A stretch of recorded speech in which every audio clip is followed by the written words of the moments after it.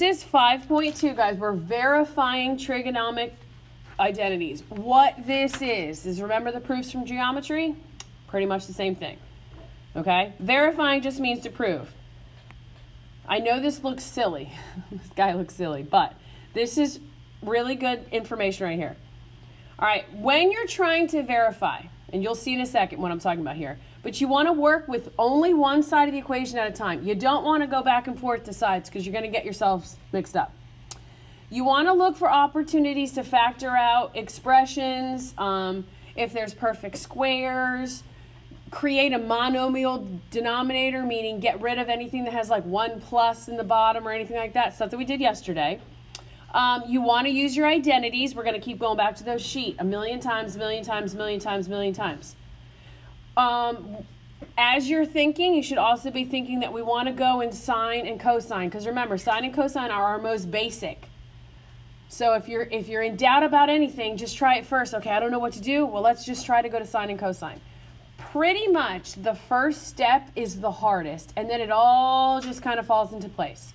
But the last step is so important when I tell you guys to always try something.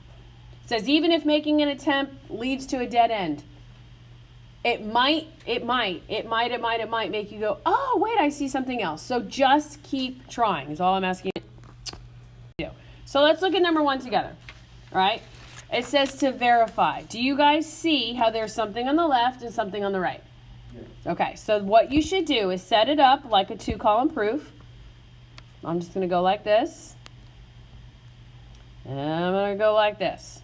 Some of you are having post-traumatic stress disorder by seeing this. You're like, oh my gosh, I remember this from geometry.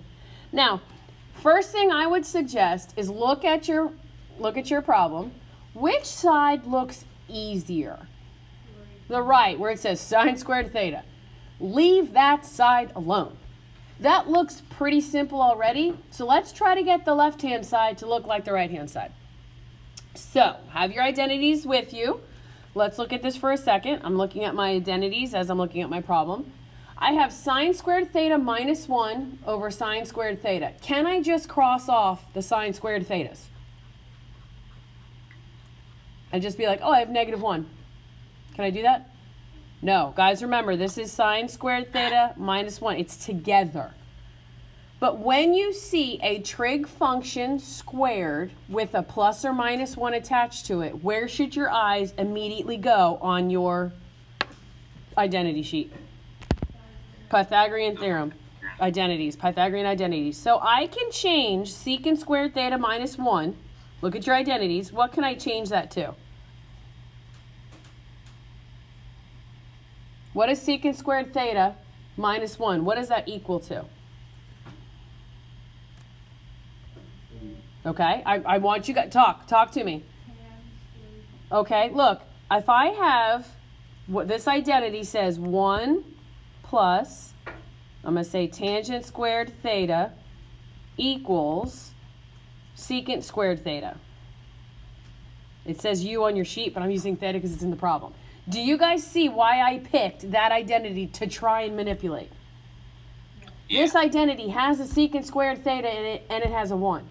What would I have to do to the blue thing that I just pulled in? What would I have to do to make it say secant squared theta minus 1? I'm going to subtract the 1 from both sides. This is how you guys show me your work. Okay, you guys are going to say, how am I supposed to show my work? This is exactly how you do it.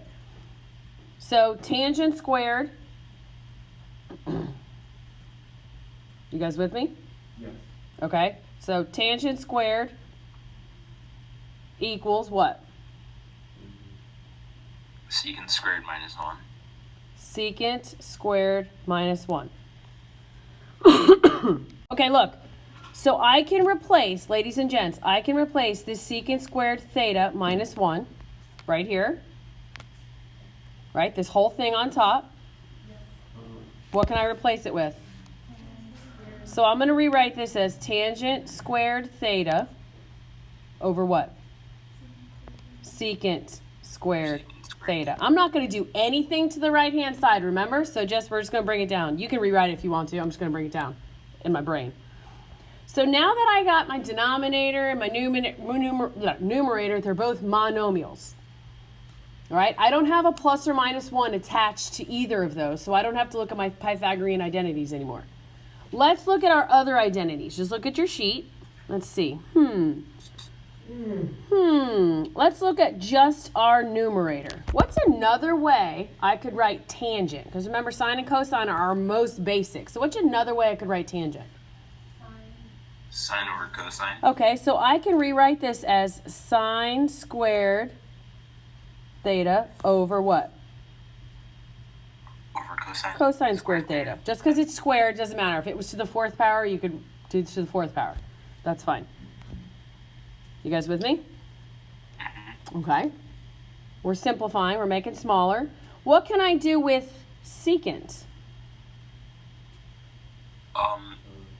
You can turn it into cosine squared theta, and then the cosines cancel out. Okay, hold on a second. Is it look at secant. Look at your sheet. Is it cosine squared or is it? It's 1 over cosine squared theta, right? Okay. Nope. It could be whatever power, it doesn't matter. You just keep it to. It's just the fundamental showing you 1-to-1 ratio. So now you guys are like, okay, well, I still have a huge mess. But do you have a fraction divided by a fraction?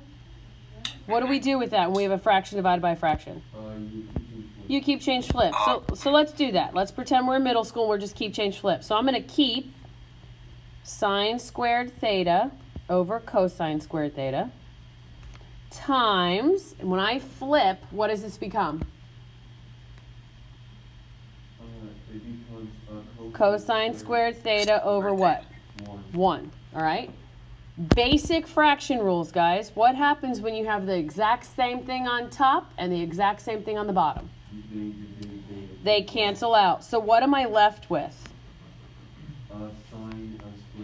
Sine squared theta. Let's go back up to the top.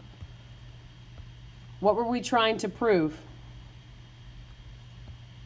That the left-hand side and the right-hand side were what? Equal. Did we end up with sine squared theta? Yes, you did. So there, you proved it. Now, let me give you some advice as we go through and you guys are talking about. Okay, let's go to the next one. We're verifying. So let's draw our little 2-column proof thing, whatever. Now, we're always trying to get one side to equal the other.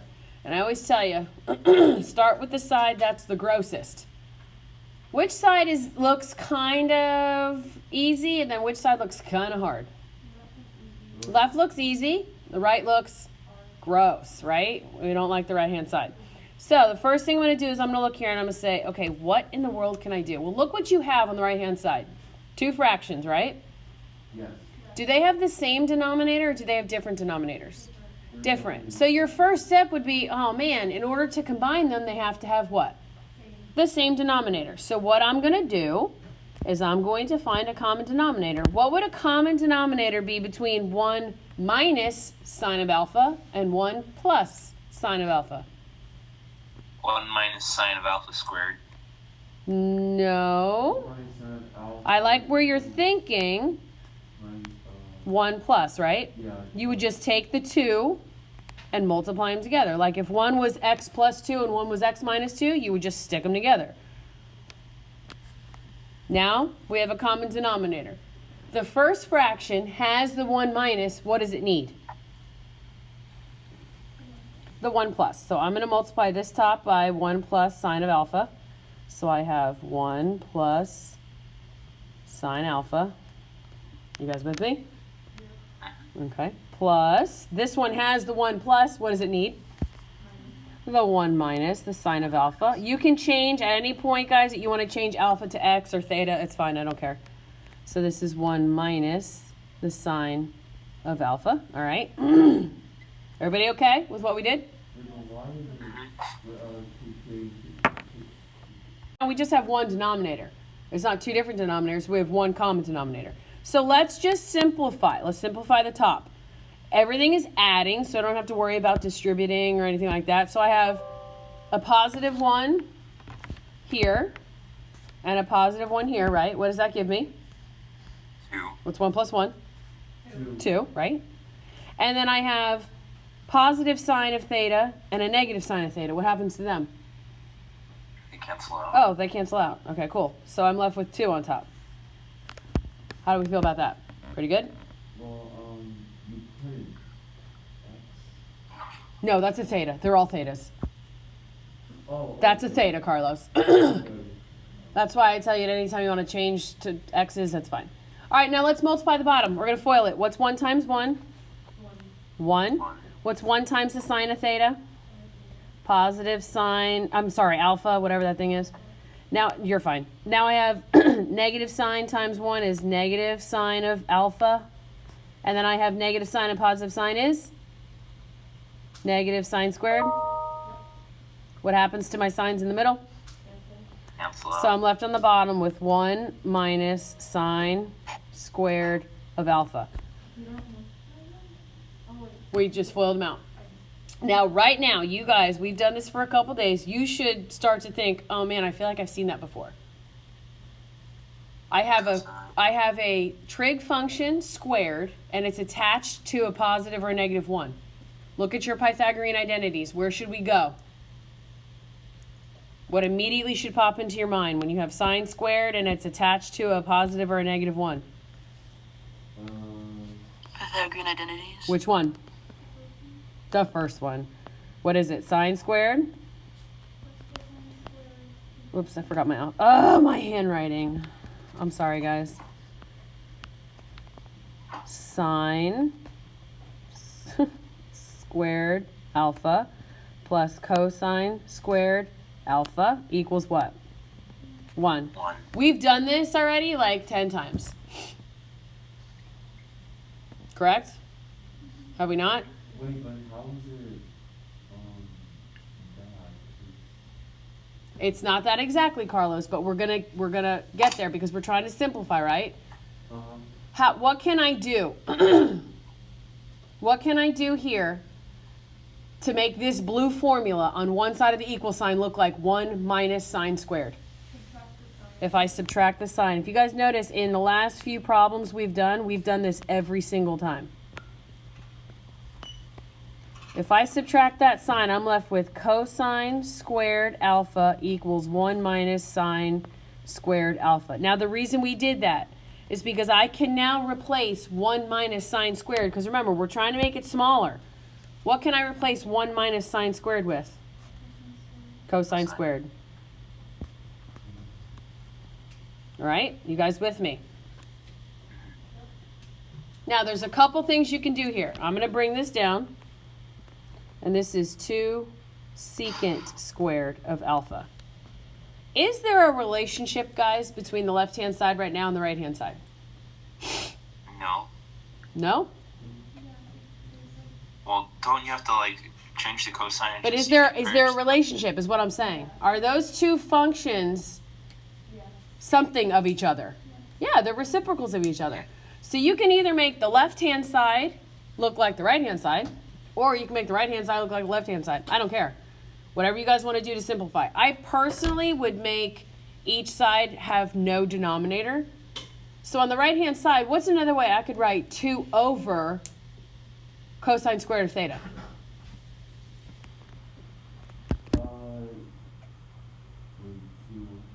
Look at your identities. 1 over cosine is the same as what? Secant. Secant. So I have 2 over cosine squared. What is that going to become? 2 secant squared. Secant squared x. Or theta. Jean-Marie. Secant squared theta. 2 secant squared theta. Could I have done this? Could I have taken 2 secant squared theta, and then I have over here cosecant theta. Could I have changed this into cosine?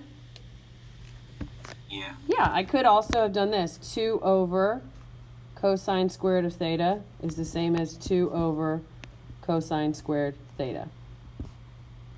You're verifying. You're making one side look the same as the other. I would take this answer, or I would take this answer.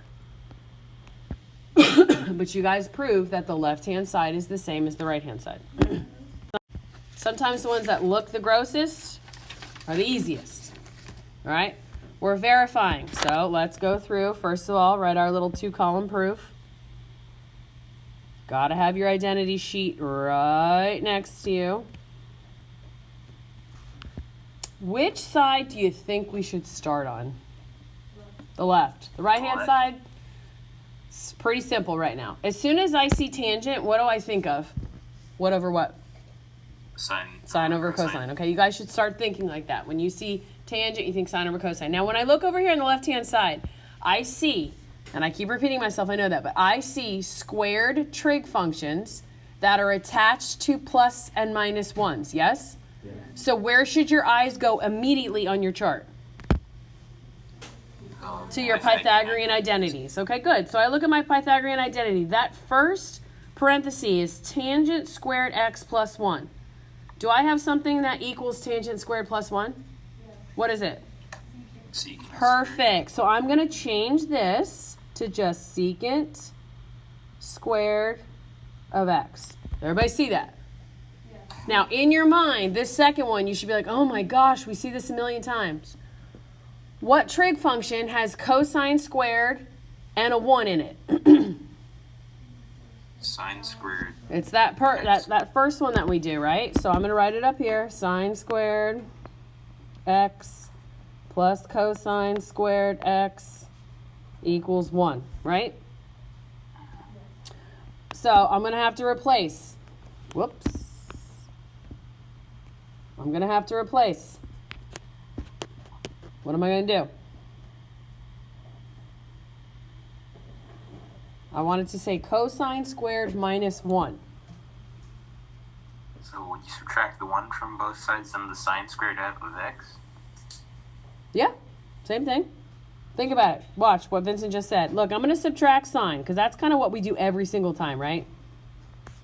That's what we've been doing every time. We subtract the sine squared. So I'm left with, I should have written this higher. I'll write it up here. I'm left with cosine squared x equals what? 1 minus sine squared x? All right. You guys agree? Now, I want it to look exactly like this parenthesis. It's close, right? I have cosine squared x. Can I do something to make it look exactly the same?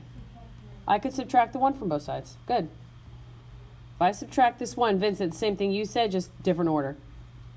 I'd have cosine squared x minus 1 equals what? Negative. That'll go negative sine squared x. So I can now replace this with this. So I'm just going to rewrite this as negative sine squared x. Questions? So like, that first step is out of the way. Now, do I have to worry about my Pythagorean identities anymore?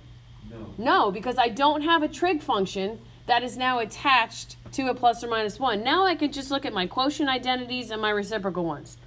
Focus on each one by itself. Remember, we're trying to get as small as possible. We want to go to our sines and cosines. Those are our most basic. So how can I change secant? What is secant the same as? 1 over cosine. 1 over, instead of cosine, I'm going to write cosine what? Cosine squared. Good. All right. You guys still with me? Oh, Yeah? Sine's pretty basic, so I'm just going to leave my negative sine squared x. We okay? so if it's like sine or cosine, then Just leave it. you just leave it? Yep. Now, there's a couple things you can do here. And I'm going to show you. Because we're working over here with this, right? Yeah. Negative tangent squared x. Now, I could... No, let me just finish this. If I multiplied this together, I'd have negative sine squared x over cosine squared x, right? What is that the same as, sine over cosine? Tangent. So this is the same as negative tangent squared of x, right? Oh, Which is what we were trying to go to. yes. Negative tangent squared x. Say it again, Deanna. Because they're both negative. Now, if you guys wanted to, I told you just stay on one side. It's best to just stay on one side. But here, you just proved. You guys did it. You proved. What could I have done here? How could I have changed that? What's tangent the same as? Sine or cosine. So could I have done this at this step Yes. Yeah. Yes.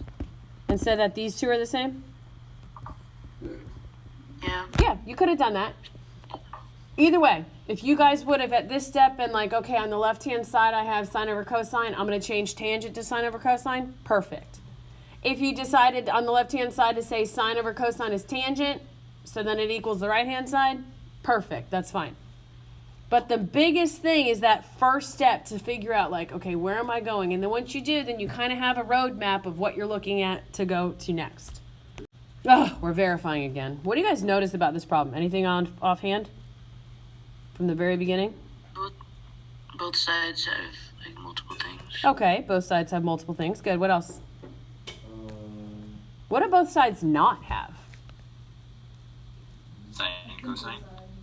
Neither of them have a simple side. Okay, okay. What do they not have though that every other problem has had something?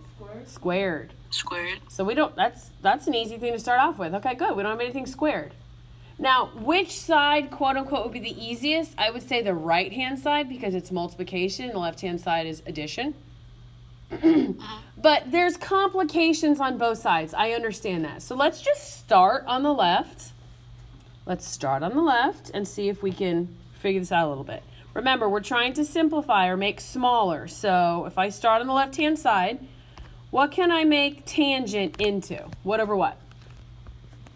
1 over cotangent. Sine. Oh, yes, 1 over cotangent. You could do that.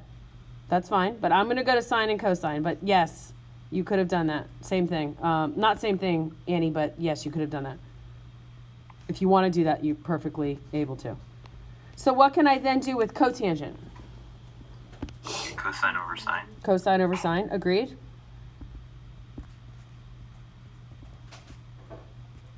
Now, what's in the middle here? No. So you gotta make the denominator. Okay, that means I can't just cross them out. I'm adding two fractions, so what do I need to do in order to add fractions? They have to have a what? A common denominator. So my common denominator, I'm just going to stick them together. That's sine Cosine. x, right? Huh? Is that the right one, sine x? Or just Yeah, sine? I wrote it, just didn't stick. Okay. All right, so common denominator. So that means I have to multiply bottom and top the same, right? So if cosine, the first one has a cosine, what does it need? Sine. Sine. So what you do to the bottom, you do to the top. So at top here, I have to say sine of x. Agreed? Yeah. Okay. The second one, it has a sign. What does it need? Cosine. So guys, when I multiply these two together, I get sine squared x, correct? And then I have plus. Now when I multiply these two together, I get what? Cosine squared. I get cosine squared x. Does anybody know what sine x plus cosine x squared equals? 1. So I can really write this as 1 over cosine x sine of x. You guys agree? Yeah. Okay, now I want you to walk me through the right-hand side. I'm aiming to talk to you guys. I don't want to talk to you. What am I going to rewrite secant? Is 1 over cosine. Agreed. Cosecant is 1 over Hold on, sine, hold but those are- on. Vincent. 1 over cosine. 1 over cosine. What am I going to change? Vincent, you know I love you, right? Yeah. Okay, good. What do I write cosecant as? 1 over sine. Okay, agreed. Can I simplify that at all? Well, Can I rewrite that as one fraction? What would it be? 1 over times sine of x. Well, golly, folks, what happened right there? they're equal. They are. Yes, sir. So like if the problem starts with like a square, then just use the Pythagorean identity, right? If it starts with a squared with a plus or minus 1 attached to Oh, it. yeah. Yep. Oh, okay. Yep. That one wasn't bad though, right? No, it wasn't. Okay, all right. Okay, again, it's not the same way every single time. We just got to kind of figure out what's going on. Which side looks more difficult? The left-hand side. Okay, because it's two functions, like one plus the other one. I'm going to tell you guys to start with the right-hand side. Why? Because it's a fraction. Yesterday, when we started off with just a fraction, what did I tell you to multiply by? It was just one fraction all by itself. We were trying to get that denominator to go away. The conjugate. Good. So what's the conjugate of 1 minus sign? So I'm going to say 1 plus sine of x. I'm going to multiply the bottom and the top because I'm trying to get rid of this. I want to make things equivalent. I want to get rid of it. So when I do this, I have cosine x plus sine x. Agreed? Yep. I have cosine goes here, and then I have like this, yes? Yes. Everybody with me? Yep. Okay. Excuse me.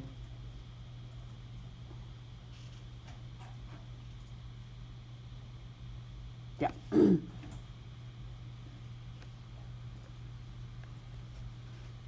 Now what do I have on the bottom? So 1 times 1 is 1. 1 times sine is positive sine. Negative sine times 1 is negative, so it cancels out, right? Yeah. And then I have negative sine and positive sine gives me negative sine Negative sine squared x. Okay. Now we're always trying to simplify, guys, right? Always trying to simplify. Can I simplify that numerator a little bit? Yeah. How?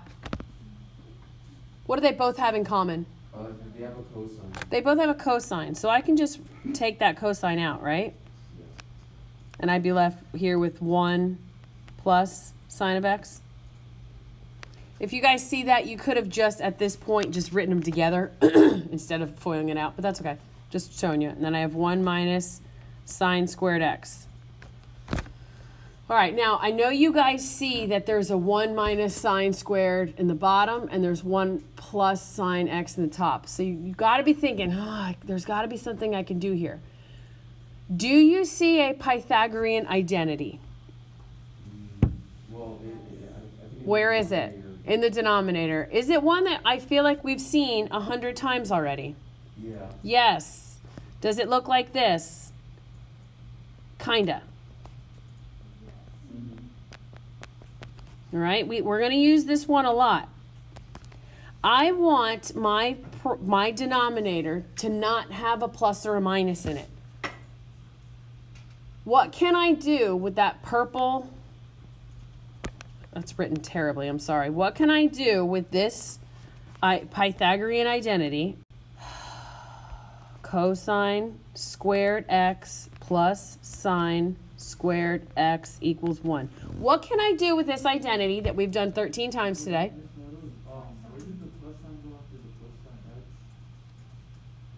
Where did the plus sign go after the plus sign X? Where did the What can I do with this purple formula? So it says 1 minus sine squared x. Subtract the sign, right? How many times have we done this today? 1,000,000. So minus sine squared x. So cosine squared x equals 1 minus sine squared x. What can I replace this denominator with? Cosine squared. We made it smaller. So now I have in the numerator cosine x times 1 plus sine x over cosine squared x. You guys agree with me? I'm going to erase this right now just for visual purposes, and I'm going to write this as, do you guys agree that cosine squared is the same as cosine x times cosine x? Yes. Now what happens? What cancels out? Both the cosine x's, okay? So I'm left with here. Is there really anything else I can do to simplify at this point? Well, yeah, I think so. On the right-hand side, is there anything else I can do to simplify? Well, Make the sine over cosine. There's a 1 plus the sine of x. I like that you see that, but is it squared? Oh, no. so that it's not a Pythagorean identity. So there's not really anything else we can do here that's going to make anything simpler. So let's go up here and see if there's anything we can do up here. What can I do to simplify secant? Look at your identities. What's the only thing I can really do to simplify secant? What can I make it into? 1 over cosine? Agreed. All right. Plus, if I'm going to simplify tangent, what's the only thing I can do with tangent? 1 over cotangent. Okay, I could do 1 over cotangent, but remember, we're always trying to, sines and cosines are the easiest ones. Sine over cosine. I can do sine of x over cosine of x, right?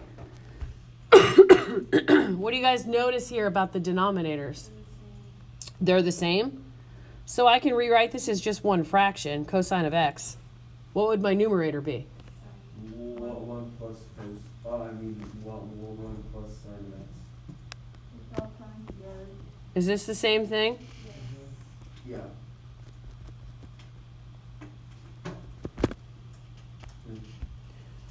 Simplify one side as much as you can, then move to the other side.